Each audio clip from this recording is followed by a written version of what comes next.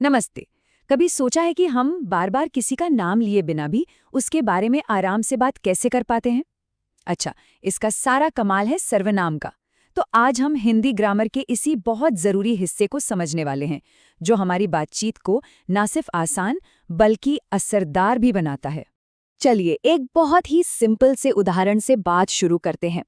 इस वाक्य को देखिए, मैं दिल्ली जा रही हूँ। अब यहाँ ये जो शब्द है मैं, ये सिर्फ ये नहीं बता रहा कि कौन जा रहा है, बल्कि ये पूरे वाक्य को एक पहचान दे रहा है, एक आवाज दे रहा है। तो आखिर ये सर्वनाम है क्या? बिल्कुल आसान भाषा में कहें तो ये संज्ञा यानी किसी नाम की जगह पर काम आता है। मतलब ये उसका एक तरह से स्टैंड इन है। सोचिए जरा, अगर हमें हर बार कहना पड़ता राम बाजार गया क्योंकि राम को सब्जियां खरीदनी थीं, सुनने में कितना अजीब लगता है ना? सर्वनाम इसी को आसान बना देता है। राम बाजार गया क्योंकि उसे सब्जियां खरीदनी थीं। देखिए, इससे दोहराव भी खत्म हो गया और भाषा में एक फ्लो आ गया। तो आज हम सर्वनाम की दुनिया में एक छोटा सा लेकिन मजेदार सफर करेंगे। बातचीत की नींव क्या है वहां से शुरू करके स्वयं की शक्ति तक पहुंचेंगे।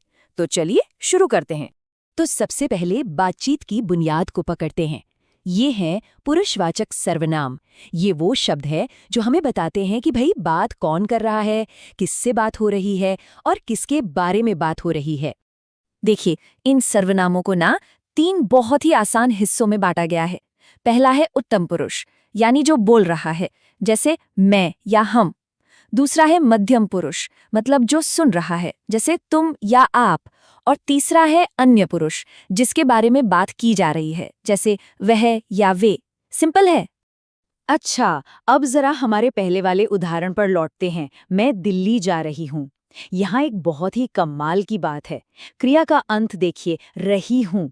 ये हमें साफ साफ बता रहा है कि जो बोल रही है वो एक महिला है। ये हिंदी की एक बहुत बड़ी खूबी है, जहाँ सर्वनाम और क्रिया मिलकर हमें जेंडर की जानकारी भी दे देते हैं। सर्वनाम का काम सिर्फ लोगों की पहचान बताना ही नहीं है। नहीं नहीं, ये सवाल भी पूछते हैं और आइडियाज को आपस में जोड़ते भी हैं, और इसी वजह से हमारी भाषा इतनी गहरी और भावपूर्ण बन पाती है। यहाँ 2 बहुत काम के सर्वनाम हैं। एक है प्रश्नवाचक, जो एक जासूस की तरह सवाल पूछता है, कौन, क्या, कहाँ। और दूसरा है संबंधवाचक, जो गोंद की तरह 2 अलग-अलग वाक्यों को चिपकाकर एक नया मतलब बना देता है। और ये उदाहरण तो कमाल का है, जिसकी लाठी उसकी भैंस। ये दिखाता है कि संबंधवाचक सर्वनाम हमारी संस्कृति में कितने गहरे बसे हुए हैं। ये सिर्फ वाक्यों को नहीं जोड़ रहे, बल्कि सदियों पुरानी कहावतों और समझ को भी आपस में जोड़ रहे हैं।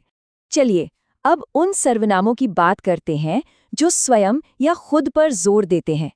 ये वो सर्वनाम है जो बताते हैं कि काम करने वाला ही अपने काम का असली हीरो है। ये शब्द स्वयं, खुद, अपने आप, ये जब वाक्य में आते हैं ना, तो एक तरह का कॉन्फिडेंस भर देते हैं। ये दिखाते हैं कि काम किसी और की मदद के बिना पूरी तरह से इंडिपेंडेंट होकर किया गया है। अच्छा, अब यहाँ से मामला और भी मजेदार होने वाला है। पता है क्यों? क्योंकि कुछ शब्द ऐसे हैं जो सिचुएशन के हिसाब से डबल रोल निभा सकते हैं। तो ये, वह, ये, वे जैसे सर्वनामों का एक ही काम है किसी भी कंफ्यूजन को दूर करना। ये बिल्कुल सटीक तरीके से उस चीज की तरफ इशारा करते हैं जिसके बारे में बात हो रही है, चाहे वो पास हो या फिर दूर। अच्छा, यहाँ पर अक्सर थोड़ी गड़बड़ हो जाती है। शब्द एक ही है, वह, लेकिन इसके मतलब 2 हो सकते हैं, ही भी और दैट भी। इसकी असली पहचान होती है वाक्य के कॉन्टेक्स्ट से। जैसे एक उदाहरण में वह किसी इंसान के लिए इस्तेमाल हो रहा है, तो दूसरे में वह एक घर की तरफ इशारा कर रहा है।